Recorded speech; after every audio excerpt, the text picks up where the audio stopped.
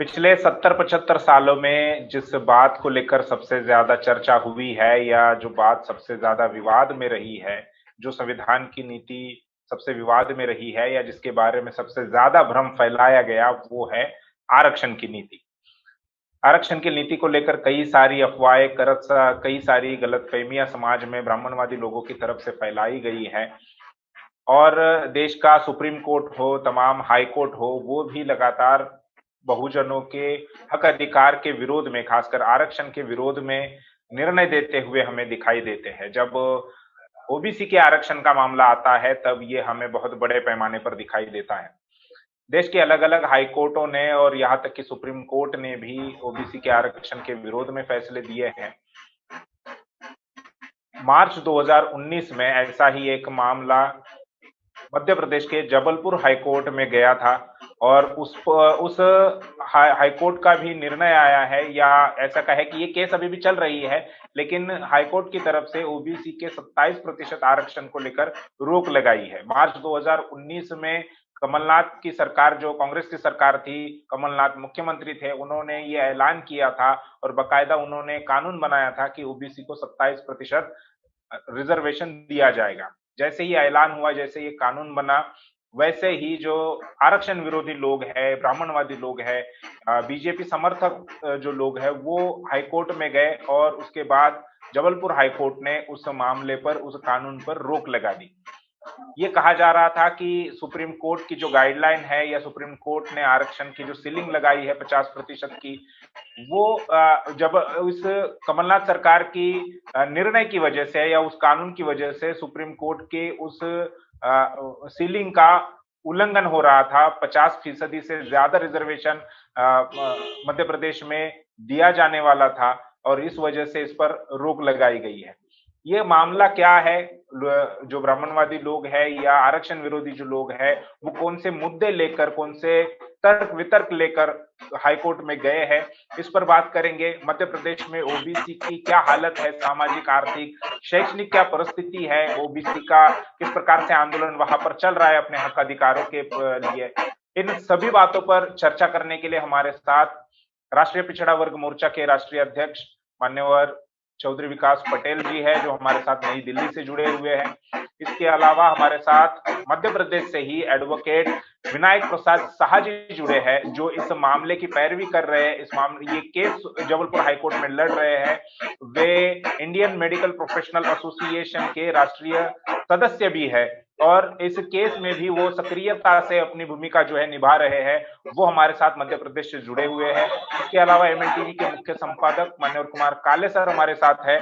तो हम चर्चा की शुरुआत करना चाहेंगे। सर, सबसे पहले एडवोकेट विनायक प्रसाद साहा जी, मैं आपसे जानना चाहता हूँ कि मध्य प्रदेश में जो जबलपुर हाईकोर्ट में जो केस गई है, क्या मामला है, क्या तर्क अभी तक दिए गए हैं? पिछले 2-2.5 साल से क्या कुछ डेवलपमेंट, क्या कुछ जानकारी आप लोगों को देना चाहेंगे?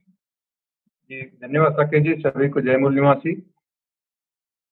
जैसा आपने बताया कि जो आरक्षण है, ये 2019 से मामला चल रहा है आरक्षण को लेकर के।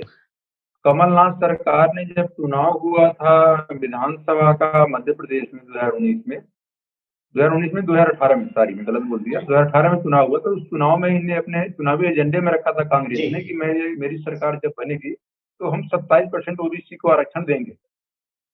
इसी मुद्दे को लेकर के जब उनकी सरकार बन गई, इसके बाद भी जो है जब आरक्षण नहीं दे रहे थे, करीब इनकी सरकार नवंबर 2018 में बनी है शायद, अगर मैं गलत नहीं हूँ तो इसके बाद ये लोग नहीं दे रहे थे और इनको मार्च अप्रैल में 2019 में इनको चुनाव जो है लोकसभा का फेस करना था। तो इस चुनाव के मद्देनजर ही इन लोगों ने जो है वो ध्यान के रखते हुए हमने वादा किया है और इस काम को नहीं करेंगे तो सरकार पब्लिक हमसे फिर रुष्ट हो जाएगी। इन्हें अध्यादेश लाया आनंद फानन में। जब ये लोकसभा चुनाव आने लगा तो आनंद फानन ने अध्यादेश लाया और वो अध्यादेश जो है 8 मार्च 2019 को गजट में पब्लिश हुआ। 8 मार्च में जब पब्लिश हुआ तो ये जो सवर्ण है, जिनको हम परजीवी समाज कहते हैं, तो परजीवी समाज के लोगों ने तुरंत जो है 14 मार्च को, 8 मार्च को ये गजट में पब्लिश हुआ और 14 मार्च को याचिका लगाई कि ये जो अध्यादेश है, ये अध्यादेश गलत है। इससे जो है 50% की जो सीलिंग लिमिट है, जो सीमा निर्धारित किया गया सुप्रीम कोर्ट के द्वारा, उसका उल्लंघन हो रहा है, इसलिए इसको खत्म किया जाए। और इसमें हाई कोर्ट ने जो है तत्काल ही 19 मार्च को 2019 को सुनवाई हुआ और इसको जो है ना स्टे कर दिया। वो याचिका थी वास्तव में विशेष ये जो मेडिकल कॉलेज में मेडिकल के जो पीजी कोर्सेज में एडमिशन हो रहा था, उस एडमिशन को लेकर था। जानकारी के लिए आपको मैं बता दूं, उस केस में जो पीजी कोर्स था उसमें ओबीसी को 14% ही मिल रहा था। सरकार ने ऐसा कोई आदेश या कोई मेडिकल काउंसिल को नहीं दिया था कि आप ओबीसी को 27% दो, लेकिन एक अनुमान के आधार पर उन्होंने लगाया कि हमें लगाना है और लगाया। और कोर्ट ने ये नहीं पूछा कि कहाँ पर गवर्नमेंट जो है इनको 27% दे रही है, क्योंकि उनका जो एडमिशन का कोर्स था 2018 से चल रहा था, वो एडमिशन परीक्षा वगैरह पहले से हो चुके थे। तो 2019 में जब मार्च में आया तो उसको लागू होने का कोई आर्डर नहीं था मेडिकल जी। काउंसिल को, लेकिन उनने फिर भी चैलेंज किया। उन्होंने कहा साहब हमें आशंका है सरकार ऐसा कर देगी, और उस आशंका के आधार पर ही हाई कोर्ट में जो है जो जज थे उन्हें स्टे कर दिया। दोनों जज जो है वो परजीवी समाज के थे और दोनों जजों ने ही मिल करके उसको स्टे कर दिया। बोला इसमें ओबीसी को 14% ही दिया जाना चाहिए। तब से ये मामला चल रहा है। इसके बाद जो है कमलनाथ सरकार ने आगे आगे जुलाई में जो है उसको संशोधन कर दिया एक्ट में। पूरा जो अध्यादेश लाया था संशोधन का, उसको एक्ट बना दिया, जो 14 अगस्त 2019 से गजट में पब्लिश होकर के वो लागू है अपने मध्य प्रदेश। लेकिन और सरकार की तरफ से क्या कुछ पक्ष रखा गया? क्योंकि जानकारी में यह भी है कि सरकार ने अपना पक्ष ही नहीं रखा हाई कोर्ट के सामने, और उसके बाद आपकी एंट्री हुई, ओबीसी के जो लोग, ओबीसी के जो संगठन है वो उसमें एंटर हो गए। जी जी, बिल्कुल सही जानकारी है आपको। इसमें सरकार ने पक्ष नहीं रखा। आपको जानकारी के लिए बता दूं कि जो 19 मार्च 2019 को स्टे हुआ उसमें गवर्नमेंट की तरफ से कोई वकील खड़ा नहीं हुआ। वो जो वकीलों का सबसे छोटा कैडर होता है जिसको अपन पैनल लॉयर बोलते हैं, उनकी तरफ पैनल लॉयर खड़ा हुआ। जबकि इतना बड़ा ये मामला था, आरक्षण का मामला था, इसके तरफ से कोई नहीं खड़ा हुआ गवर्नमेंट की तरफ से। और इसका परिणाम यही हुआ कि वो जो है स्टे हो गया था। इसमें जब हम लोगों ने काफी विरोध किया कि भाई आप गवर्नमेंट की तरफ से कोई खड़ा नहीं हो रहा है, आपने वादा किया था 27% देने का, लेकिन आप खत्म करने का काम कर रहे हो, आप पक्ष नहीं रख रहे हो सरकार की तरफ से। लंबे समय तक सरकार भी टाल मटोल करती रही और कोर्ट कह रही थी उस समय कि हम जो है इसको स्टे कर देंगे। हम लोगों ने फिर उसमें इंटरवेंशन एप्लीकेशन लगाया था, इंटरवेंशन उन्हें सुनने से मना कर दिया कोर्ट ने। बोला हम इंटरवेनर को नहीं सुनेंगे। हमें वो लोग बोल रहे थे इंटरवेनर को कि आप इंटरवेनर की तरफ कैसे आ रहे हो, क्या आपको विश्वास नहीं है गवर्नमेंट के ऊपर? मैंने कहा साहब गवर्नमेंट के ऊपर विश्वास की क्या बात है, जब गवर्नमेंट पक्ष नहीं रख रही है तो इसमें विश्वास ही कैसे हो सकता है? विश्वास तो स्पष्ट दिखाई दे रहा है, इसमें कहने की क्या बात है? गवर्नमेंट हमारा पक्ष नहीं रख रही, हम चाह रहे हैं कि उसमें ओबीसी का पक्ष रखा जाए। तो इस तरह से वो चलता रहा। लेकिन इसके बाद में दूसरे जज भी आए और वहां पर हम लोगों ने ये भी बहस किया कि साहब ये जो मामला है ये ओबीसी और जनरल का विवाद है। अगर डिसाइड होता है या तो ओबीसी को फायदा होगा या तो जो परजीवी समाज है उसको समाज को फायदा होगा। तो ये दोनों समाज के, परजीवी समाज के और ओबीसी समाज के हटा करके अन्य जज होना चाहिए, ऐसा बेंच ऑफ गठित करो। तो वहां पर ऐसा आर्गुमेंट हमारे उदय कुमार साहू जी ने किया था कोर्ट में। जी। तो कोर्ट ने उनको धमकी दिया कि आप समझ रहे हो तुम्हारा क्या हो सकता है। उनका इशारा था कि तुम्हें हम जेल भेज सकते हैं इस तरह का आर्गुमेंट में। लेकिन हमारे साथ उन्होंने कहा मैं विश्वास की परवाह नहीं है कि आप क्या करो क्या रिजल्ट होगा, लेकिन मैं जो कह रहा हूँ सही कह रहा हूँ। इसमें जो है ऐसा होना चाहिए कि जो जज हो स्पेशल जज बेंच बने और उसमें जो है ओबीसी और परजीवी समाज के जज नहीं होना चाहिए। यदि ये इन्हीं के जो लोग रहेगा जिनका बेस्टेड इंटरेस्ट है और प्रकृति का न्याय का सिद्धांत जो है कि कोई व्यक्ति स्वयं के मामले में जज नहीं हो सकता है, ये उसका उल्लंघन होगा। ये एक्चुअली विनायक जी विनायक जी ये डिस्कशन जो आप बता रहे हो ये बहुत चौंकाने वाली बात है, क्योंकि आज तक रिजर्वेशन के मुद्दों को लेकर काफी सारे फैसले न्यायपालिका के रिजर्वेशन के विरोध में आए और वो सारे के सारे फैसले देने वाले ज्यादातर अपर कास्ट जज थे, चाहे कर्नाटका का मामला हो या रिसेंटली महाराष्ट्र का मराठा रिजर्वेशन का मामला हो, पांचों के पांचों अपर कास्ट जजेस थे।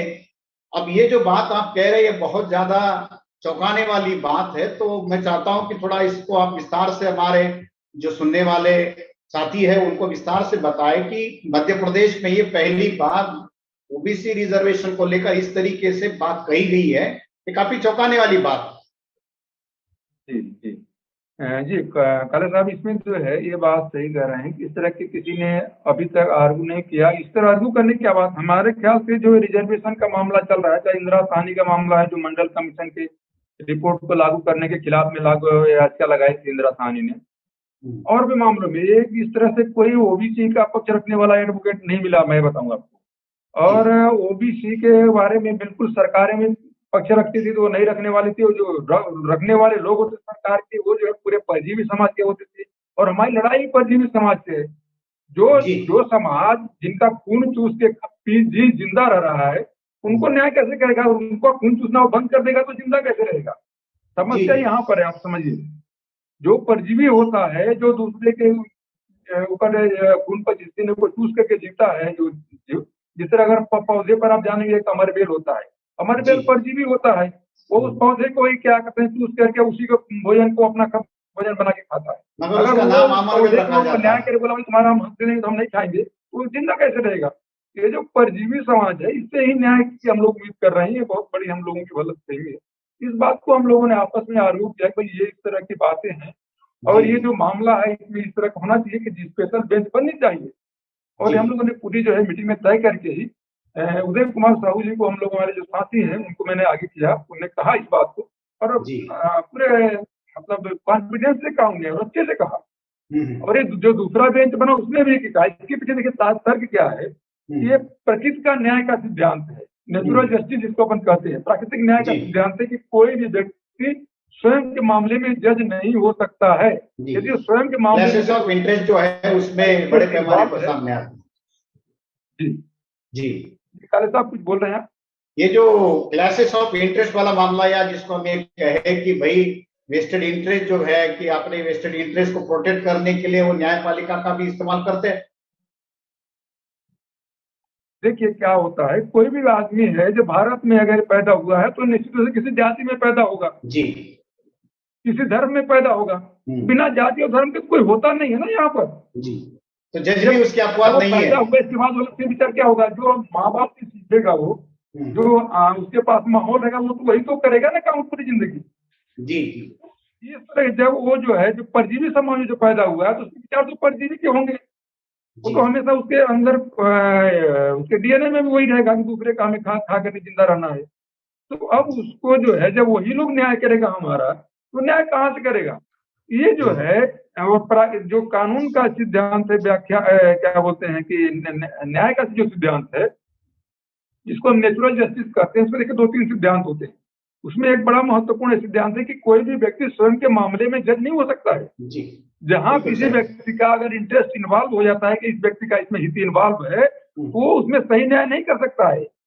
ये जो है प्राकृतिक है, प्रकृति कहता है कि हर व्यक्ति जो है, कोई भी जीव जहां अपना इंटरेस्ट देखता है वो उसी तरफ का झुकाव होता है। तो जब ये जुडिशियरी में भी लागू होता है, कितने मामलों में सुप्रीम कोर्ट के जज जो है ये कह के अलग हो जाता है साहब इसमें हम नहीं करेंगे क्योंकि हमारा कहीं कैसे इंटरेस्ट इन्वॉल्व दिख रहा है। इस मामले में हमने कभी सलाह दिया था किसी पक्षकार को, इस मामले का पक्षकार जो हमारे बच्चे सलाह लिया था, हमारे घर आया, तो जहाँ ऐसा बात होता है वहां पर वो अलग हो जाते हैं। एडवोकेट जी, हम ऐसा नहीं कर रहे, स्वाभाविक बात है। और कितने मामलों में सुप्रीम कोर्ट, हाई कोर्ट सभी जज न्याय लगे कर रहे हैं। जहाँ पर जो है जैसे मान के लिए कोई वकील जो है पक्ष रखने जाता है, अगर उसका रिलेटिव कोई जज है तो उसके यहाँ उसका केस नहीं लगता है। एडवोकेट जी जज जो है पक्षपाती हो सकता है। एडवोकेट विनायक जी, मेरा सवाल आपसे ये है कि जो आरक्षण विरोधी लोग हैं जो इस मामले को लेकर हाईकोर्ट गए हैं, उन्होंने क्या पक्ष रखा है? उनकी तरफ से क्या तर्क दिया गया जिसके आधार पर, जिसकी बात सुनकर हाईकोर्ट ने उस पर स्टे लगा दिया? क्या ये तर्क केवल इतना था कि सुप्रीम कोर्ट की 50% जो सीलिंग उन्होंने लगाई थी उसका उल्लंघन हो रहा है, क्या यही तर्क था? या इसके अलावा भी, क्योंकि पिछले 2 से 2.5 साल हो गए हैं, तो जो विपक्ष है उनकी तरफ से क्या बातें रखी गई, क्या तर्क वहां पर दिए गए? देखिए जो सरकार, ये जो जितने भी पिटिशनर लगाए हुए हैं कि इनका रिजर्वेशन जो है 27% नहीं होना चाहिए, उनका सोल ग्राउंड सिर्फ एक है कि इंदिरा साहनी के केस में सुप्रीम कोर्ट ने 50% की सीमा निर्धारित कर दिया है, बस। और 50% ज्यादा नहीं होना चाहिए। ये जो केवल है इतना ही तर्क उन्होंने दिया। कहाँ होता है संविधान में 50% कहाँ लिखा है, कैसे है, कहीं पर भी नहीं दिख रहा है। संविधान 50% है, तो कह भी नहीं सकते लोग कि 50% में है। और एक बात और आप समझिए कि ये जो न्यायपालिका है, इसको संविधान का या किसी भी कानून को व्याख्या करने का पावर है, न कि संविधान को बदलने का या उसमें अमेंड करने का कोई पावर नहीं है इनको। जी बिल्कुल, भी इनको ऐसा पावर नहीं है। इनको जो है सिर्फ व्याख्या, और व्याख्या करने का बड़ा मूल सिद्धांत होता है कि जो शब्द लिखे हैं उसी की व्याख्या किया जाए, और शब्दों में यदि कहीं पर डाउट है, संदेह होता है कि शब्द का क्या अर्थ हो रहा है या एक से ज्यादा अर्थ निकल रहे हैं, कहीं ऐसा शब्द उपयोग किया गया है, तो वहां पर यह दिखाया जाता है कि जब एक कानून बन रहा था, जब ये विधि बन रही थी, उस समय लोगों ने क्या बहस किया, किन उद्देश्यों को लेकर कानून बनाया गया। मतलब बाहरी जो तत्व होते हैं पर उसका सहारा लेते हैं, जो शब्द में लिखे गए हैं उसके अलावा बाहरी तत्वों का हम वहां पर सहारा लेते हैं। जी बिल्कुल, आपके पास हम फिर आएंगे। मैं फिलहाल चौधरी विकास पटेल जी से जानना चाहूंगा, क्योंकि एडवोकेट साहब ने बहुत महत्वपूर्ण बातें अपने इसमें बताई है। पहले ही सवाल में उन्होंने बहुत सारी जानकारी दी है। सुप्रीम कोर्ट में ओबीसी या बहुजनों का प्रतिनिधित्व, ये एक बात उन्होंने कही है कि वो पर्याप्त मात्रा में नहीं है, जिस वजह से सुप्रीम कोर्ट से लेकर तमाम हाई कोर्ट जो है वो बहुजनों के हक अधिकारों के विरोध में निर्णय देती है। ये एक बात है, लेकिन ये बात तो हमें पिछले चर्चा में भी आई है और बहुत बार हमने इस पर चर्चा भी की है। अभी जो उन्होंने बात कही कि कांग्रेस की सरकार मध्य प्रदेश में है, उन्होंने चुनाव 2018 का जो विधानसभा का चुनाव हुआ मध्य प्रदेश का, उस चुनाव में उन्होंने कहा कि हमारी सरकार जब बनेगी तब 27% आरक्षण देंगे। सरकार बनने के कई महीने के बाद भी उन्होंने ये नहीं किया। जब 2019 का लोकसभा चुनाव नजदीक आया या उस चुनाव की प्रक्रिया जब शुरू हुई, तब जनता का रोष, जनता का विरोध सरकार के विरोध में ना जाए, कांग्रेस के विरोध में जनता ना जाए, इसलिए उन्होंने ये 27% आरक्षण देने की जो बात है वो कही है। लेकिन उसके बाद हम देखते हैं कि उन्होंने जब ये मामला हाईकोर्ट गया, तब हाईकोर्ट के सामने अपना पक्ष रखने के लिए कोई प्रयास नहीं किया। तो हम ये विकास चौधरी जी से हम ये जानना चाहते हैं कि जिस प्रकार से बीजेपी के बारे में कहा जाता है कि ये मुस्लिम विरोधी है या ये अनुसूचित जाति जनजाति के विरोधी है, अब ये किसान आंदोलन से ये भी साबित हो गया कि बीजेपी किसान विरोधी भी है। जिस प्रकार से उत्तर प्रदेश में बीजेपी की सरकार रही है पिछले 4-4.5 सालों से, तो ये भी दिखाई दिया कि वो पिछड़े वर्ग के विरोध में है। कांग्रेस को लेकर जहां तक बात है, तो सॉफ्ट कॉर्नर कांग्रेस को मिलता है, सेक्युलरिज्म की बात है, या कांग्रेस बहुत आरक्षण के समर्थन में है। महाराष्ट्र में भी उन्होंने इस प्रकार का दिखावा करने का काम किया। तो पर्दे के पीछे रहकर वो भी आरक्षण विरोधी है, ऐसा दिखाई देता है। जो अभी एडवोकेट साहब ने जो बातें बताई, उसको लेकर क्या कहेंगे सर? देखिए, जहां तक ओबीसी का सवाल है और जहां तक कांग्रेस का सवाल है, तो आज की तारीख में ओबीसी की जितनी समस्याएं हैं, उसके लिए पहले नंबर पे अगर कोई जिम्मेदार है तो पहले नंबर पर उसके लिए कांग्रेस ही जिम्मेदार है। क्योंकि जब देश में आजादी की लड़ाई चल रही थी, अगर उस समय से देखा जाए, तो ओबीसी के लोगों ने गांधी और कांग्रेस के ऊपर भरोसा किया। लेकिन संविधान सभा में गांधी और कांग्रेस ने ओबीसी के लोगों को एक भी टिकट नहीं दी, और टिकट ना देने की वजह से जब ओबीसी की पर्याप्त संख्या संविधान सभा में नहीं थी, तो जिस प्रकार से शेड्यूल कास्ट शेड्यूल ट्राइब के लिए संविधान में अधिकार मिले, ओबीसी के लिए वो लड़ाई संविधान सभा में नहीं हो पाई। और संविधान सभा में वो लड़ाई अगर ओबीसी के लिए नहीं हो पाई, तो उसके लिए जिम्मेदार कांग्रेस। आज तमाम मुद्दों को लेकर जाति आधारित आंकड़े मांगे जाते हैं। कांग्रेस ने ओबीसी की गिनती को रोकने का काम किया, जवाहरलाल नेहरू से लेकर इंदिरा गांधी, राजीव गांधी, और अभी 2011 में जब मुद्दा उठा तो मनमोहन सिंह तक। मतलब पहली कांग्रेस की सरकार से लेकर जो आखिरी कांग्रेस की सरकार थी, लगातार कांग्रेस ने पिछड़े वर्ग के लोगों के विरोध में काम किए। जब मंडल कमीशन लागू हो रहा था, तो मंडल कमीशन का भी विरोध कांग्रेस के लोगों ने किया। आज पिछड़े वर्ग के अंदर थोड़ा जागृति बढ़ी है, तो थोड़ा जागृति बढ़ने की वजह से जो कांग्रेस के लोगों को ऐसा लगता है कि पिछड़े वर्ग के लोगों का वोट बगैर उनके मुद्दों के नहीं लिया जा सकता, तो इसलिए पिछड़े वर्ग के लोगों को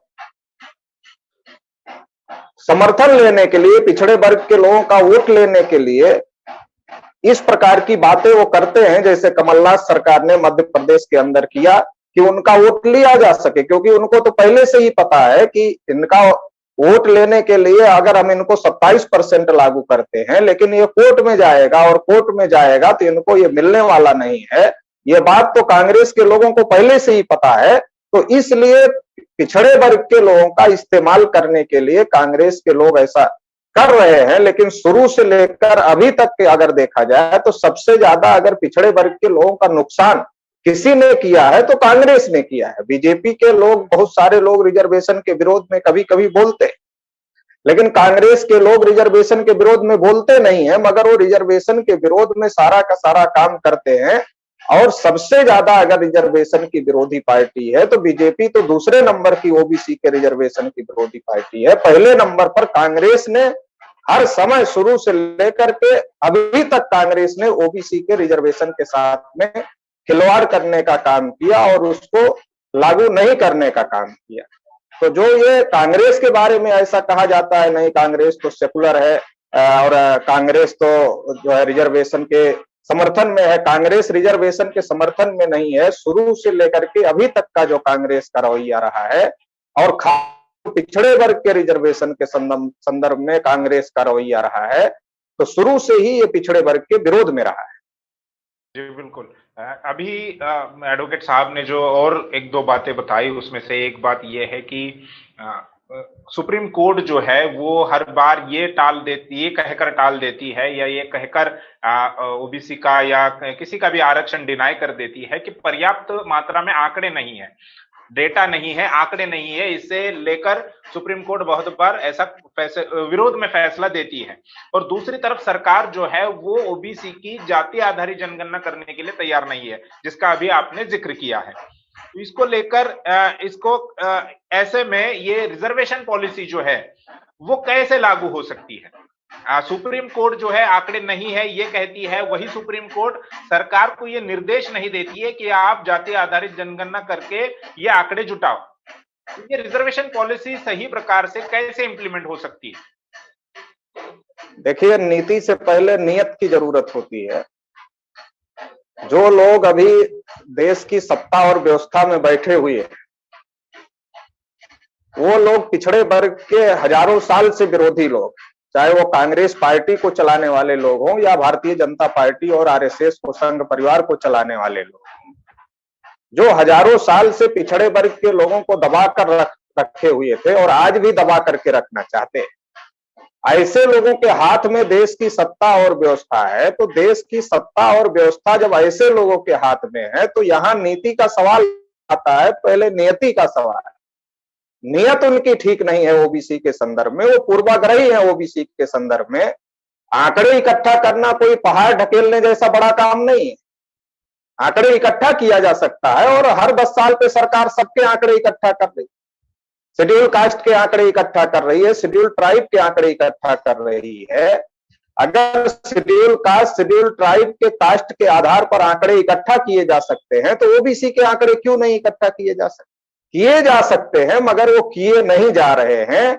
किए इसलिए नहीं जा रहे हैं, उसके पीछे का इंटेंशन ये है कि अगर ओबीसी के आंकड़े इकट्ठा किए गए तो जो ओबीसी को कभी कांग्रेस के लोग गुमराह कर रहे हैं, कभी बीजेपी के लोग गुमराह कर रहे हैं और गुमराह करके इनका समर्थन तो हासिल कर रहे हैं, मगर समर्थन लेने के बावजूद भी इनके कल्याण के लिए कोई कदम, कोई काम नहीं कर रहे हैं। तो अगर ओबीसी के आंकड़े आ गए सामने तो इससे एक बहुत बड़ा भूचाल आ जाएगा और इससे जो ओबीसी के हक अधिकार पर ब्राह्मण और तत्सम ऊंची जातियों ने जो कुंडली मार के बैठे हुए हैं, तो उन लोगों को ये लग रहा है कि जो हम इनके हक अधिकार पर बैठे हुए हैं, अगर ओबीसी अपना हक अधिकार ले लेगा तो फिर हम अपने तक सीमित हो जाएंगे। तो इसलिए जो लोग सत्ता और व्यवस्था में है उनकी नीयत ठीक नहीं है। वो नहीं चाहते कि पिछड़े वर्ग के लोगों को उनका हक अधिकार मिले।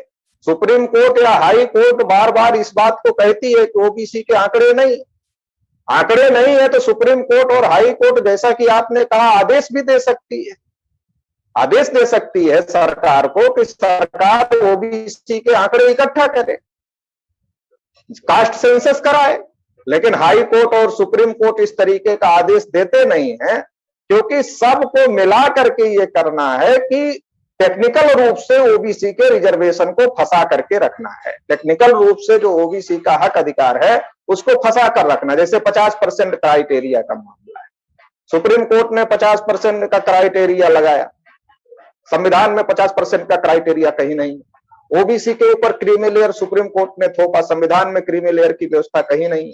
तो ये जो सुप्रीम कोर्ट में बैठे हुए जज लोग हैं, ये लोग भी निष्पक्ष नहीं है, और ये कोई परीक्षा दे करके तो आते नहीं है, ये भी पक्षपात तरीके से ही चुनकर आते हैं।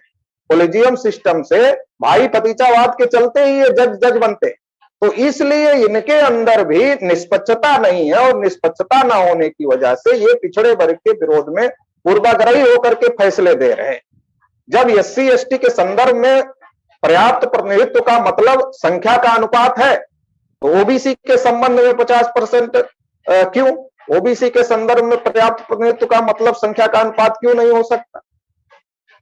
अगर एससी एसटी के लिए संविधान निर्माताओं ने माना कि संख्या का अनुपात का मतलब, पर्याप्त प्रतिनिधित्व का मतलब जितनी संख्या है उतना उनको मिलना चाहिए रिजर्वेशन, तो ओबीसी के पर्याप्त प्रतिनिधित्व का मतलब भी तो यही है कि जितनी संख्या है उतना मिलना चाहिए। मगर ये सिंपल बात हाई कोर्ट और सुप्रीम कोर्ट के जजों को समझ में नहीं आती। जजों को समझ में इसलिए नहीं आती क्योंकि वो इसको करना नहीं चाहते। तो ये जो बात है, ये बात हम लोगों को समझने की जरूरत है, खासतौर से पिछड़े वर्ग के लोगों को समझने की जरूरत है कि नीति बनाने वाले लोगों की नीयत ठीक नहीं है। आज तक संकेत जी रिजर्वेशन इंप्लीमेंटेशन एक्ट नहीं बना, उसमें कौन सा हाई कोर्ट और सुप्रीम कोर्ट ने बाधा लगाया हुआ है? सबसे ज्यादा तो कांग्रेस के लोगों ने राज किया, और अब बीजेपी के लोग राज कर रहे हैं। मगर न कांग्रेस के लोगों ने रिजर्वेशन इंप्लीमेंटेशन एक्ट बनाया, न बीजेपी के लोगों ने रिजर्वेशन इंप्लीमेंटेशन एक्ट बनाया। और बने या ऐसी कोई बात चली, इसके लिए ना पिछड़े के लोगों ने, ना एससी एसटी के सांसदों ने कोई आवाज उठाई है। इसमें आप सारी की सारी गलती या जिम्मेदारी कांग्रेस या बीजेपी के लोगों की लगा रहे हो। एससी एसटी और बैकवर्ड के इतने सारे सांसद है, क्या उनके मर्जी के बगैर सरकार चल रही है? नहीं, जो एससी एसटी ओबीसी या बैकवर्डों के सांसद हैं, वो सांसद पार्टियों से बंधे हुए हैं, उनके ऊपर भी किसने कोई बात उठाई होगी क्या? 70 साल में ऐसा एक भी माई का लाल पैदा नहीं हुआ जो इस बात को लेकर चले, भाई उठे, अपने आवाज चलाए। पिछड़ों के बहुत बड़े नेता रहे, उत्तर प्रदेश से मुलायम जी संसद में रहे, लालू जी रहे, मान्यवर कांशीराम जी के तरफ से भी काफी सारे लोग वहां पर गए। तो पिछड़ों के बहुत बड़े बड़े ताकतवर नेता वहां रहे, और उनके भरोसे पर सारी सरकारें चलती रही। तो क्या उसमें से किसी को भी इसकी कोई जरूरत नहीं लगी कि भाई हम इस बात को लेकर आवाज उठाए? पिछड़े वर्ग के सांसदों को निश्चित रूप से ये मुद्दे उठाने चाहिए, लेकिन अभी या तो वो पार्टियों में है, या तो यूपीए और एनडीए में है, या तो कांग्रेस और बीजेपी में है। तो कांग्रेस और बीजेपी में जो है तो उनके ऊपर पार्टी का व्हिप लागू है, या जो यूपीए और एनडीए में है उनके ऊपर भ्रष्टाचार के केसेज हैं। तो हमने आपको पिछले इंटरव्यू में भी कहा था कि जो पिछड़े वर्ग के नेता ये लड़ाई लड़ रहे थे कि सोशलिस्टों ने बांधी गांठ, पिछड़े पावे 100 में 60, वो पिछड़े वर्ग के नेताओं ने वो लड़ाई छोड़ दिया। तो वो सारे के सारे लोगों ने लड़ाई छोड़ दिया, क्योंकि चुनाव आयोग से लेकर के सीबीआई और आईबी तक हर जगह एक जाति के लोगों का वर्चस्व है। तो इसकी वजह से तमाम प्रकार का डर भी दिखाया जा रहा है। तो पिछड़े वर्ग के नेता हैं, उनको तमाम प्रकार से डरा करके भी रखा गया है कि आपको, जैसे लालू प्रसाद जी को अंदर डाला गया, उसी केस में जगन्नाथ मिश्रा को बेल दे दिया गया। तो इस प्रकार से जो जातीय भेदभाव के आधार पर जो एक प्रेशर पॉलिटिक्स चल रही है कि प्रेशर बना करके कि हम आपको जेल में डाल देंगे, इसलिए आप अपने समाज की लड़ाई मत लड़ो या अपने समाज के मुद्दे मत उठाओ। तो इसके आधार पर जो पिछड़े वर्ग के तमाम नेता हैं और जो शेड्यूल कास्ट के तमाम नेता हैं, उनकी आवाज को बंद करके रखा गया है। दूसरा, जो सेकुलर और कम्युनल का एक माहौल खड़ा किया गया पूरे देश में। कांग्रेस कहती रही हम सेकुलर हैं, और कम्युनल बीजेपी को हमको रोकना है। तो कम्युनल बीजेपी को रोकने के लिए जितने बैकवर्डों के दल थे वो सेकुलर की चादर में समा गए, और सेकुलर की चादर में घुस गए। तो धीरे धीरे उनका भी जनाधार अभी खत्म हो रहा है। तो जरूरत है देश में इस प्रकार की आवाज उठाने वाले लोगों को सामने आने। जो पहले से स्टेब्लिश है वो तो बहुत ज्यादा डरे हुए हैं आज। 2010-11 में जाति आधारित गिनती को लेकर संसद में काफी बड़े पैमाने पर हंगामे हुए और वो हंगामे संसद में पिछड़ों के सांसदों के द्वारा किए गए। उसकी वजह से सरकार को सोशल इकोनॉमिक सेंसस भी करने के लिए मजबूर होना पड़ा, काफी सारा पैसा उसके लिए खर्च हुआ। मगर वही जो पिछड़े लोग थे जिन्होंने 2010-11 में सेंसस करने के लिए हंगामा किया, उन्होंने ये सोशियो इकोनॉमिक सेंसस के आंकड़े पब्लिक डोमेन में लाने के लिए कोई बात नहीं की। आज 6-7 साल हो गए वो आंकड़े सरकार के पास पड़े हुए। जो लोगों ने हंगामा किया था आज उनके जो लोगों ने हंगामा किया था आज उनके हालात क्या हैं? शरद यादव जी पार्लियामेंट से बाहर हैं, रामविलास पासवान जी हमारे बीच में नहीं है, गोपीनाथ मुंडे की हत्या हो गई, लालू प्रसाद यादव जी बार बार सोशियो इकोनॉमिक सर्वे की रिपोर्ट प्रकाशित किया जाए ये मुद्दा उठा रहे थे तो उनको जेल के अंदर डाल दिया गया, बाकी नेताओं को डर से चुप करा दिया गया। तो ये जो स्थिति है कि जिन लोगों ने संसद के अंदर मुद्दे उठाए उसमें सर ज्यादातर लोगों को संसद में गए ही नहीं, बहुत सारे लोगों को उसमें जाने से ही रोक दिया गया, क्योंकि आज ईवीएम का ही भी एक बहुत बड़ा अस्त्र आ गया है। ईवीएम का अस्त्र की वजह से जो बोलने वाले लोग हैं उनको बाहर कर दिया जाता है, उनको चुनाव हरा दिया जा रहा है, कुछ को जेलों में डाल दिया जा रहा है। गोपीनाथ मुंडे की तो हत्या की गई। तो ये जो बड़े पैमाने पर जो शासक वर्ग के द्वारा जो इस प्रकार का भय का माहौल पैदा किया गया है, तो इसके लिए समाज में बड़े पैमाने पर चेतना और जागृति की जरूरत है। जी बिल्कुल, चेतना और जागृति की जरूरत है। मैं एडवोकेट विनायक प्रसाद शाह जी से जानना चाहता हूं, वो मध्य प्रदेश से है। मध्य प्रदेश चूंकि पिछले कई सालों से एक सामंती और राज्य रजवाड़ों का प्रदेश रहा है, पिछड़ा भी बहुत रहा है, और इस पिछड़े हुए प्रदेश में पिछड़े वर्ग की क्या सामाजिक, आर्थिक, शैक्षणिक परिस्थिति है? जी संकेत जी, देखिए मध्य प्रदेश जो है राज्य रजवाड़ों का प्रदेश रहा है, ये बात सही है। और यहाँ पर विशेषकर हमारे आदिवासी समाज के जो है राजे रहे हैं और ओबीसी समाज के रजवाड़े रहे हैं, लेकिन उनको जो है उस समय की जो परिस्थितियां थी और उसका सबका इतिहास में अगर जाए तो पता चलेगा कि किस तरह से इनके साथ अन्याय हुआ। जी, जैसे जबलपुर जो है यहाँ पर हमारे आदिवासी समाज जो गोंड समाज के राजा हुआ करते थे, उनको मारने के बाद वहां से गोंडों को पूरा भगाया गया। उनको मारते समय अंग्रेजों के साथ ही पूरे हमारे जो परजीवी समाज के लोग थे वो पूरे अंग्रेजों का साथ दिया, उनने मरवाया। उनको मारने के बाद यहाँ पर वही स्थिति हुई जब कुछ जो बताते हैं बुजुर्ग एक आध दो बार मिल जाते कहीं तो साहब वो तो ये बोला था खैर तुम गोंड हो, तुमको तो मार दिया गया, तुम्हें यहाँ कैसे रह रहे भग जाओ यहाँ। अब वो भी इतिहास का कोई लिखा नहीं, तो इतिहास दफन हो रहा है कि उनको सबको भगा दिया गया वहां से। जो और बचे थे राजा के अलावा जो हमारे आदिवासी थे समाज के, उनको वहां से भगाया गया मार के, और इस सब उन्होंने किया, हमारे परजीवी लोगों ने किया। और फिर दूसरे जगह से कश्मीर से और कहाँ से ला करके ब्राह्मणों को इन लोगों ने बसाया वहां पर। ये स्थिति यहाँ पर रही है। वहां पर सामाजिक आंदोलन जो है, क्योंकि संघ परिवार का एक बहुत बड़ा बेस मध्य प्रदेश रहा है, पिछले कई सालों से बीजेपी की सरकार रही है, विचारधारा का बहुत बड़े पैमाने पर फैलाव वहां पर उन्होंने किया है। ऐसे में पिछड़े वर्ग का जो सामाजिक आंदोलन है या बहुजन आंदोलन की अगर हम बात करें तो वो किस प्रकार से है, उसकी क्या परिस्थिति है मध्य प्रदेश में? ये तो आरएसएस वाले तो बहुत पहले से कर रहे हैं। वो क्या करते हैं कि अपने जो परजीवी समाज है उसको मजबूत बनाते हैं, शैक्षणिक रूप से मजबूत बनाते हैं, और उन्हीं के पैसे से जो है हमारे लोगों को ये गुलाम बनाने का काम करते हैं। और बहुत पहले से ये इनका चला आ रहा है। और हम लोग जो आंदोलन कर रहे हैं, अभी प्रयास कर रहे हैं चीजों को समझ करके, हालांकि हम लोग आर्थिक स्थिति मजबूत नहीं है, कभी कभार लगता है कि हमें आर्थिक स्थिति मजबूत करके लड़ना चाहिए, क्योंकि हम आर्थिक संसाधनों के अभाव में लड़ नहीं पा रहे हैं। और शैक्षणिक रूप से भी हम अपना जो पिछड़ा समाज है, पिछड़ा ही है, काफी पिछड़ा हुआ है, शैक्षणिक रूप से उतना मजबूत नहीं है। एक दो अधिकारी का कहीं बन भी जाते हैं तो पूरा उन्हीं सब परजीवियों से घिरे रहते हैं, तो उन्हीं के सहारे पे करना पड़ता है। और इस समय तो ये समझिए कि मध्य प्रदेश में एक गृह मंत्री है नरोत्तम मिश्रा, वो जो है पूरे प्रदेश में जितने हमारे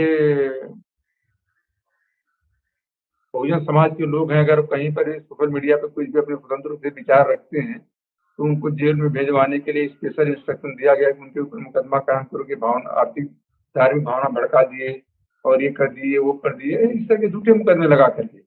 और वो जो है 2 महीने 3 महीने जेल में रहता है, इसके बाद जमानत होती है, चालान पेश होता नहीं है और 2-4-5 साल ऐसे चलता रहता है और चालान ही पेश नहीं करते। तो ऐसे कितने मामले हमारी जानकारी में जो लोग चालान ही पेश नहीं करते हैं तो वास्तव में इसके खिलाफ मुकदमा चल सके और वो जमानत पे जाके बेचारा बाहर हो जाता है, शांत हो जाता है। इस तरह के हम मामले चल रहे हैं। और कोर्टों में जो है देखिए अभी जैसा चर्चा चल रही थी आंकड़ों के लिए, आंकड़े किसी भी न्यायालय ने अभी तक, सुप्रीम कोर्ट ने ऐसा नहीं कहा है कि आंकड़े के अभाव में आरक्षण नहीं देंगे। आरक्षण के मामले में जो है सुप्रीम कोर्ट ने इंदिरा साहनी के मामले में बहुत गलत जो फैसला दिया। एक तो उन्होंने कहा कि प्रमोशन में लागू नहीं होगा, ये गलत फैसला था। जो आर्टिकल 16(4) में लिखा गया है कि पद और नियुक्तियां, पद में तो चाहे प्रमोशन वाले पद हो, कोई भी पद आता है और नियुक्ति होती है कि जितने सारे पद होते हैं वो सभी आरक्षण के दायरे में आना चाहिए। लेकिन उसने कहा कि प्रमोशन वाले पद आरक्षण के दायरे में नहीं आते हैं, बहुत गलत कर दिया सुप्रीम कोर्ट। और इसके लिए तरीका ये था कि पार्लियामेंट को जो है डिफिनीशन क्लाज में जो आर्टिकल 366 में परिभाषा खंड है वहां पर बताना चाहिए, एक शब्द जोड़ देना चाहिए कि ये शब्द का भी पद और नियुक्तियों का मतलब क्या होता है बता देना चाहिए, तो उससे वो जो उसका गलत फैसला था वो खत्म हो जाता। दूसरा इन्हें एक बात और किया कि समुचित प्रतिनिधि जो लिखा है एडुकेट रिप्रेजेंटेशन, सुप्रीम कोर्ट ने कहा एडुकेट रिप्रेजेंटेशन लिखा हुआ है, जनसंख्या के अनुपात में भागीदारी नहीं लिखी, इसको मतलब जनसंख्या के अनुपात में नहीं लगा, बहुत गलत व्याख्या किया। वो एडुकेट रिप्रेजेंटेशन का मतलब ही है समुचित भागीदारी का मतलब है कि जनसंख्या के अनुपात में भागीदारी होना चाहिए, जो इसके पहले से शुरू से चला आ रहा था। लेकिन इसने ये गलत व्याख्या किया, इसके वजह से सारी समस्याएं हो रही है। अगर ये समस्या का समाधान हो जाए, संविधान में संशोधन करके जोड़ दिया जाए कि एडुकेट रिप्रेजेंटेशन का मतलब जो है हाँ संविधान में जनसंख्या के अनुपात में भागीदारी से है, और ये जो प्रमोशन होता है उसमें सभी को प्रमोशन वाले पद भी आरक्षण में आते हैं, तो ये मामला जो है ये सब बहुत कुछ सॉल्व हो जाएगा हमारी समस्या का समाधान। जनसंख्या के आंकड़े फिर सरकार को देने पड़ेंगे, जब ये संविधान में संशोधन हो जाएगा तो सरकार को आंकड़े देने पड़ेंगे, और उनको जो है जनगणना होती है वहां पर कुछ छोड़ना पड़ेगा इनको। लेकिन संविधान में ऐसी व्यवस्था नहीं होने से और जनसंख्या जो एडुकेट रिप्रेजेंटेशन का व्याख्या गलत कर देने की वजह से ढेर सारी समस्याएं आज हो रही। जिस संविधान में संशोधन की बात अलग है, वहां पर ये सरकार ये तो नहीं करेगी, फिर चाहे वो कांग्रेस की हो या बीजेपी की। बहुजनों की सत्ता जब आएगी तब ही शायद ये सारी बातें हो सकती है, और अगर एक बार सत्ता आ गई तो फिर बहुजन संविधान में संशोधन करने की भी जरूरत नहीं है। 100% संविधान लागू किया जाएगा, 100% आरक्षण की जो नीति है, जैसे विकास चौधरी जी ने भी कहा कि नीति से पहले नीयत जो है वो साफ होनी चाहिए। मैं आपसे ये जानना चाहता हूं, अंतिम सवाल मेरा आपसे ये है कि इस मामले को, अभी जो जबलपुर हाईकोर्ट में जो केस चल रही है, उसका अंत आप कैसे देखते हैं, किस प्रकार से चलेगी और उसके लिए क्या कुछ किया जाना चाहिए? देखिए मध्य प्रदेश में आंकड़ा है, इनने कहा है कि 50% ज्यादा हो रहा है। शेड्यूल कास्ट का जो गवर्नमेंट ने रिप्लाई में अपने आंकड़ा दिया है 2011 की जनगणना के अनुसार पर 15.6% आबादी है, उसको 16% रिजर्वेशन है। शेड्यूल ट्राइब की आबादी मध्य प्रदेश में 21.1% जो है पॉपुलेशन बताया गया है गवर्नमेंट ने रिप्लाई में, उसको 20% रिजर्वेशन है। ओबीसी का पॉपुलेशन इन्हें बताया है कि 50.9% पॉपुलेशन है मध्य प्रदेश में, और उसको इन्हें कहा कि हम 14 से 27% कर रहे हैं, उसको ये जस्टिफाई करने के लिए आंकड़े बताए। अब ये जो है जहां जनसंख्या के अनुपात में इनको आंकड़े दे दिए गए, इन्हें चैलेंज किया कि एसटी को 16% और एसटी को 20% मिला के 36% होते हैं, और आगे अगर 14% दिया जाता है तो 50% होगा, 14 से अगर बढ़ाया जाता है तो 50% की सीमा का उल्लंघन होगा। लेकिन जो ईडब्ल्यू सवर्णों का आरक्षण 10% दिया गया है, उस आरक्षण का ये कहीं पर जिक्र नहीं करते। हम लोगों ने यही प्रश्न उठा के रखा है और याचिका भी लगा रखी है सर ईडब्ल्यू रिजर्वेशन को हटाया जाए, क्योंकि 50% सीमा का खत्म होता है। तो यहाँ पर भी जो है कोर्ट साइलेंट है। अभी सुप्रीम कोर्ट में मराठा रिजर्वेशन को लेकर जो आरक्षण पे फैसला आया, उस फैसले में भी सुप्रीम कोर्ट ने बड़ी चालाकी से उस आर्टिकल का जो आर्टिकल 16(6) जोड़ा गया है, जो परजीवी समाज के 10% रिजर्वेशन दिया गया है, उसका चर्चा नहीं किया। उन्होंने कहा है कि 50% की सीमा पर लागू होता है और 9 जिले का फैसला है, हम उसको नहीं बदलेंगे, और वो सही है, और मराठा रिजर्वेशन को उसने स्ट्रक डाउन कर दिया। तो यहाँ पर अब समाधान देखिए, अभी तो समाधान इसका कोई दिख नहीं रहा है कि समाधान करेगा। तो हमें लग रहा है या तो कह देगा ठीक है SC और ST को भी कम करो, इनको भी जनसंख्या 50% इनको 25% कर दो, SC का जो है 16% इसको 8% कर दो, ST का जो है 21% है तो 11.5% कर दो इनका रिजर्वेशन, अगर आनुपातिक लेता है तो। अगर ऐसा नहीं कर, लेकिन ऐसा करने के लिए संविधान में जो व्यवस्था है वो इसके लिए कमीशन बने हुए हैं, शेड्यूल ट्राइब कमीशन और शेड्यूल कास्ट कमीशन, और 2018 से अब OBC कमीशन भी बन गया है। तो संवैधानिक जो आज व्यवस्था है उसके अनुसार इनको कोई भी कानून बनाने के लिए OBC के लिए, SC के लिए, ST के लिए उन आयोगों से पर इनको रिकमेंडेशन चाहिए। जब तक वो आयोग रिकमेंड नहीं करेगा तब तक वो लोग नहीं कर सकते हैं। तो अब ये क्या होता है, देखिए अब 50% की सीलिंग लिमिट को उसने, हालांकि सुप्रीम कोर्ट ने इंदिरा साहनी केस में कहा है कि आपराधिक स्थितियों में ऐसा इसको 50% ज्यादा किया जा सकता है, लेकिन आपराधिक स्थितियां क्या होंगी ये कहीं पर बताया नहीं, कहीं पर परिभाषित नहीं है कहीं पर। जी बिल्कुल। देखते हैं उसमें अब चल रहा है क्या होता है, फैसला अवेटेड है, जो फैसला आएगा उसमें अपन देखेंगे। जी जी बिल्कुल। विकास चौधरी जी से मेरा अंतिम सवाल है कि विकास जी, आमतौर पर अभी पिछले कुछ सालों से एक ट्रेंड देखा गया है कि समाज में जिस केस के बारे में बहुत ज्यादा चर्चा होती है या आंदोलन होते हैं, सुप्रीम कोर्ट जो है या कोई भी कोर्ट, उच्च न्यायालय हो या सर्वोच्च न्यायालय है, वो उस जनसमर्थन में या जो चर्चा हो रही है या जो दबाव बढ़ रहा है उसके फेवर में ही निर्णय देता हुआ दिखाई देता है, अपवाद के तौर पर कुछ केसेस अगर दिए जाए तो ये जो मामला अभी हाईकोर्ट में है, अभी भी चल रहा है, तो क्या मध्य प्रदेश में इस मामले को लेकर पिछड़े वर्ग का कोई आंदोलन ऐसा खड़ा किया जाना जरूरी है जिसके दबाव में आकर हाईकोर्ट जो है वो अपना फैसला सुनाए, या इसकी कोई जरूरत महसूस होती है आपको? निश्चित रूप से मध्य प्रदेश के अंदर इसको लेकर के बड़ा आंदोलन करने की जरूरत है, क्योंकि जन समर्थन के ऊपर तो लोकतंत्र में सारी चीजें डिपेंड करती। आप SC ST के मामले में देखिए, जब SC ST एक्ट को सुप्रीम कोर्ट ने कमजोर किया तो बहुत बड़ा हंगामा पूरे देश भर में हो गया, और पूरे देश भर में बहुत बड़ा हंगामा होने की वजह से सरकार को सुप्रीम कोर्ट के आदेश को वापस लेना पड़ा। तो जन समर्थन तो ये एक बहुत बड़ा मुद्दा है। आज की तारीख में OBC की संख्या भी ज्यादा है, OBC के, लेकिन OBC को उसका हक अधिकार इसलिए नहीं मिल रहा है कि OBC का कोई मूवमेंट नहीं है।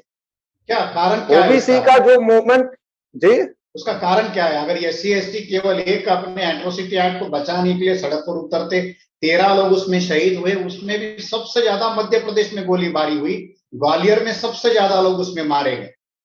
अब SC ST अपने अधिकारों की लड़ाई लड़ने के लिए जान की बाजी तक लगा रहे हैं, और पिछड़ा वर्ग इतनी बड़ी संख्या में है, तो फिर ये लड़ाई सड़क पर क्यों नहीं हो रही?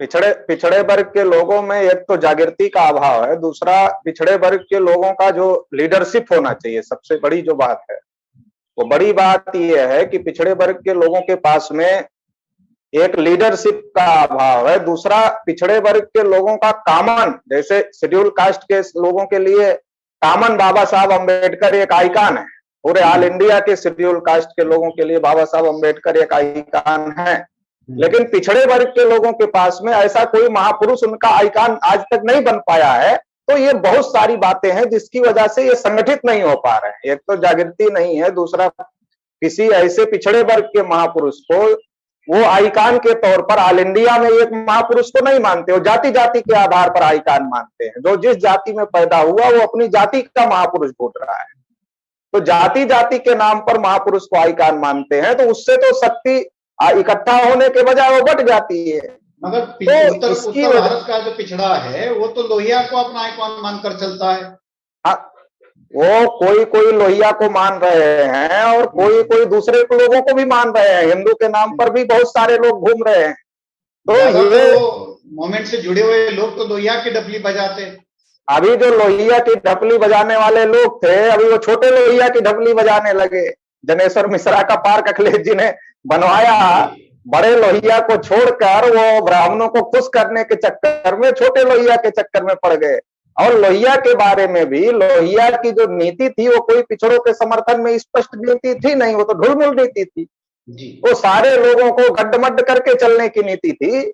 तो इससे लोहिया की नीति की वजह से पिछड़े वर्ग को हक अधिकार मिलेगा, ये संभव नहीं है। अगर पिछड़े वर्ग को आइकान मानना है तो ज्योतिबा फुले को मानना पड़ेगा, छत्रपति साहू महाराज को मानना पड़ेगा, बाबा साहब अम्बेडकर को मानना पड़ेगा, पेरियार को मानना पड़ेगा, रामस्वरूप वर्मा, ललई सिंह यादव, जगदेव बाबू कुशवाहा को मानना पड़ेगा। जिन लोगों ने ब्राह्मणवाद के विरोध में लड़ाई लड़ी, क्योंकि हमारे हक अधिकार पर कब्जा तो ब्राह्मणवादी लोगों ने किया हुआ है, अगर हमको उनसे कब्जा छुड़ाना है और अपना हक अधिकार लेना है तो हमें तो ऐसे लोगों को आइकान मानना पड़ेगा जिन्होंने ब्राह्मणवाद से लड़ाई लड़ी।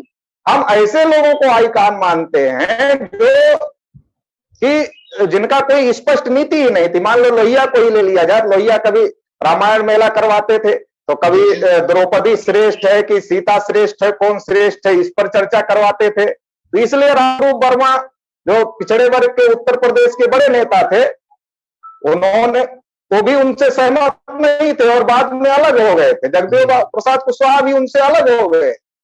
तो कहने का ये मतलब है कि अगर पिछड़े वर्ग के लोगों के हक अधिकार की लड़ाई ब्राह्मणवादी लोगों ने रोकी हुई है या ब्राह्मणवादी लोगों ने पिछड़े वर्ग के हक अधिकार पर कब्जा किया हुआ है, तो हमें ऐसे महापुरुष को आइकान के तौर पर स्थापित करना होगा जो हमारी लड़ाई लड़े। और वो लड़ाई 1848 में ज्योतिबा फुले ने शुरू किया।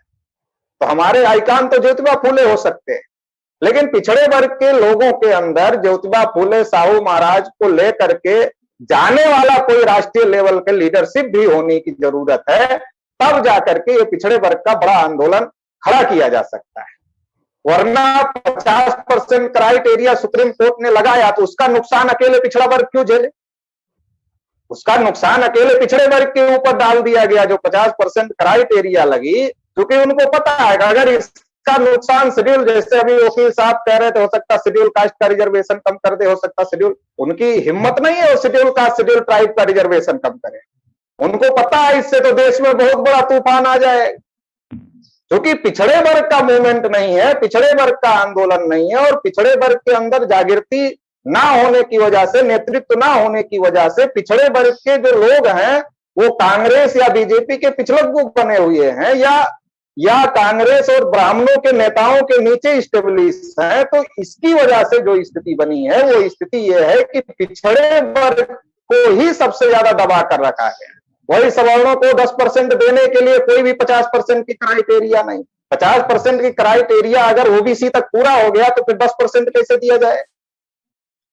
अच्छा, उसके लिए संविधान में भी कोई व्यवस्था नहीं कि आर्थिक आधार पर रिजर्वेशन दिया जाए, मगर आज तक सुप्रीम कोर्ट ने स्टे नहीं लगाया। लगाना चाहिए था सुप्रीम कोर्ट को स्टे, मगर आज तक नहीं लगाया, वो तो धड़ल्ले से चल रहा है। तो ये जो सारी स्थिति है, तो हम लोगों को समझने की जरूरत है कि हमारा मूवमेंट खड़ा किए बगैर हमारी समस्याओं का समाधान ना तो कांग्रेस करने वाली है और ना ही बीजेपी करने वाली। जब तक हम अपने अधिकारों को लेकर के सड़कों पर हंगामा नहीं करेंगे, सड़कों पर नहीं उतरेंगे और ऐसे लोगों को चुनकर पार्लियामेंट में नहीं भेजेंगे जो बगैर किसी दबाव के हमारे हक अधिकार की आवाज उठा सके, तब तक हमारी समस्याओं का समाधान नहीं। जी बिल्कुल, एक सामाजिक आंदोलन की जरूरत है, फिर चाहे वो न्यायपालिका हो या संसद हो, उस पर दबाव बनाने के लिए। और अभी जो मध्य प्रदेश में ओबीसी आरक्षण का जो गुत्थी अभी बनी हुई है वो सुलझने का नाम नहीं ले रही है। सरकार, उच्च न्यायालय ने, जबलपुर हाई कोर्ट ने उस पर स्टे लगा दिया है और सामाजिक आंदोलन की बहुत ज्यादा जरूरत है, फिर चाहे वो जागृति के लिए हो, फिर चाहे वो आंदोलन के लिए हो, फिर चाहे वो विधानसभा हो या संसद पर दबाव बनाने के लिए। और ये आंदोलन पिछड़े वर्ग में पिछड़ता हुआ दिखाई दे रहा है, लेकिन राष्ट्रीय पिछड़ा वर्ग मोर्चा के राष्ट्रीय अध्यक्ष चौधरी विकास पटेल जी, इनके द्वारा यह आंदोलन लगातार चल रहा है। तो हम उनके काम की सराहना करते हैं और हम चाहते हैं कि ये पिछड़े वर्ग का जो आंदोलन है वो इसी प्रकार से आगे बढ़े, ताकि उनकी आवाज को दबाना ब्राह्मणवादी लोगों को आसान ना हो। ये चर्चा हम लोग यहीं पर समाप्त करते हैं। इस पूरी चर्चा पर आप क्या सोचते हैं, आपका क्या कहना है? आप अगर हमसे अलग राय रखते हैं या हमसे अलग जानकारी आपके पास है तो वो भी हमें कमेंट करके बताइए। और इसके अलावा आप कौन से ऐसे मुद्दे पर चर्चा सुनना चाहेंगे, कौन से ऐसे मुद्दे पर जानकारी लेना चाहेंगे, ये भी हमें कमेंट में बताइए। हम प्रयास करेंगे कि उस विषय को हम चर्चा का मुद्दा बनाए और आपको और जानकारी जो है वो देने का काम करें। फिलहाल हम इस चर्चा को यहीं पर रोकते हैं। इस चर्चा में शामिल हुए राष्ट्रीय पिछड़ा वर्ग मोर्चा के राष्ट्रीय अध्यक्ष चौधरी विकास पटेल, इनका मैं आभार व्यक्त करता हूं एमएनटीवी की तरफ से। उन्होंने हमें समय दिया और इतनी सारी महत्वपूर्ण जानकारी जो देने का काम किया, इसलिए हम उनका आभार व्यक्त करते हैं। इसके अलावा इस चर्चा में शामिल हुए एडवोकेट विनायक प्रसाद साहा जी, जो इस जबलपुर हाईकोर्ट में ओबीसी के 27% रिजर्वेशन की पैरवी कर रहे हैं, ये लड़ाई, कानूनी लड़ाई लड़ रहे हैं, उनका भी हम आभार व्यक्त करते हैं कि उन्होंने हमें समय दिया